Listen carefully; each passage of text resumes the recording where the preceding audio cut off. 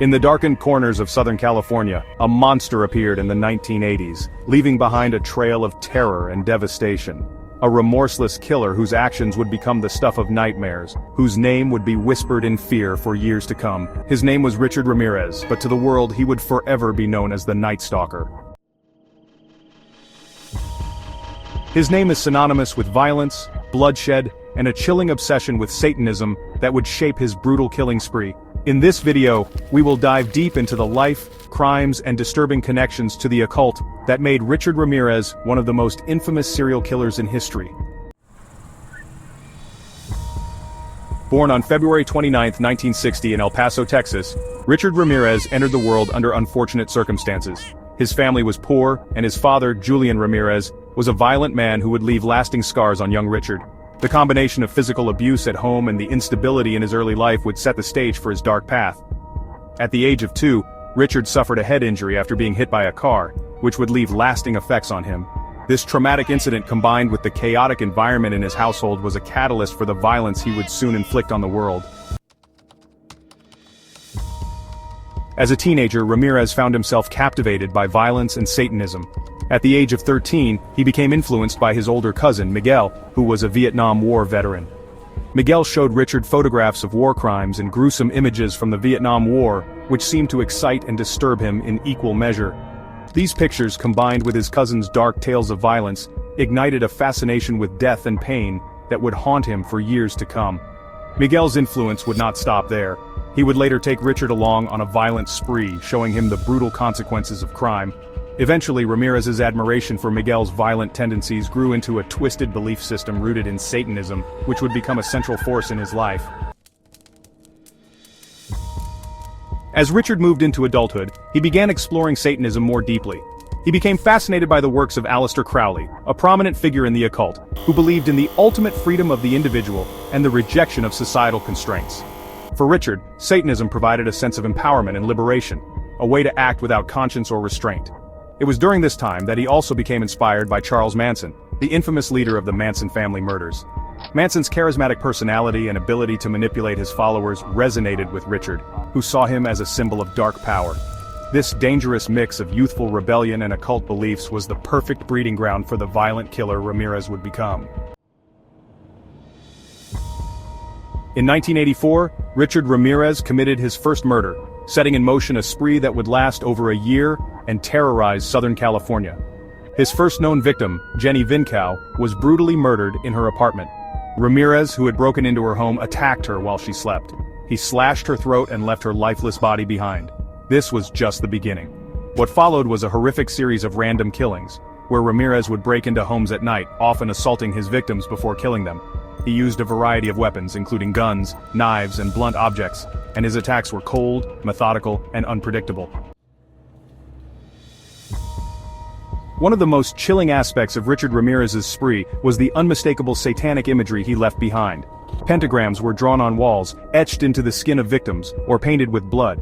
Ramirez even carved a pentagram into the hand of one of his victims, reinforcing the twisted nature of his killings. The use of satanic symbols was not merely aesthetic, it was deeply personal to Ramirez. These symbols were meant to demonstrate his loyalty to Satan and to express the ritualistic nature of his killings. For Richard, each act of violence was a sacrifice, an offering to the devil. As the body count mounted, so did the fear. The people of Southern California were paralyzed with terror. In every city, in every neighborhood, there was a sense of uncontrollable dread. News reports of break-ins, killings, and random acts of violence seemed to come out of nowhere.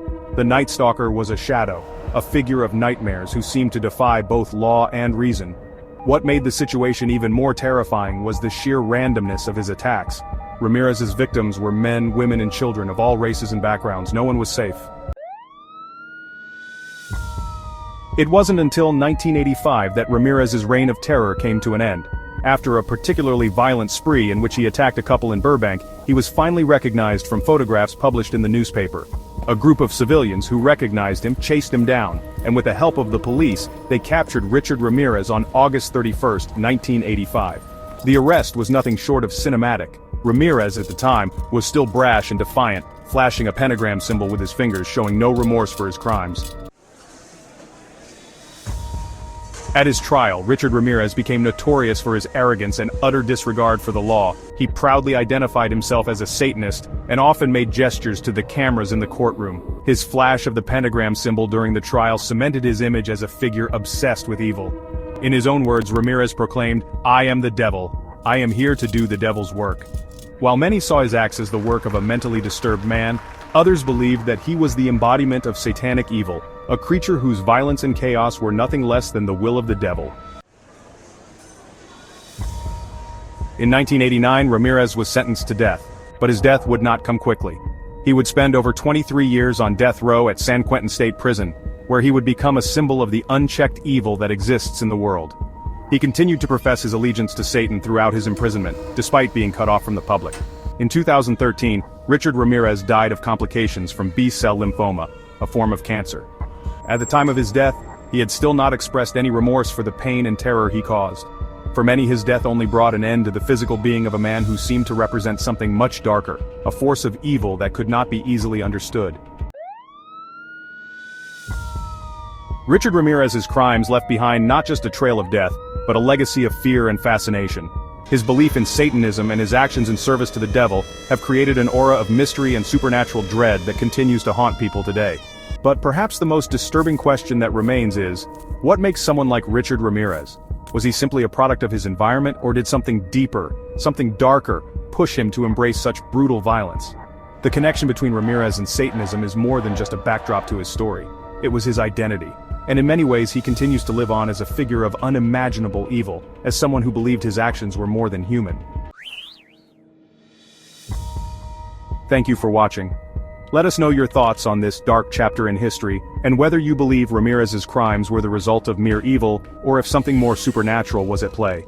Don't forget to like, comment, and subscribe for more true crime stories like this one.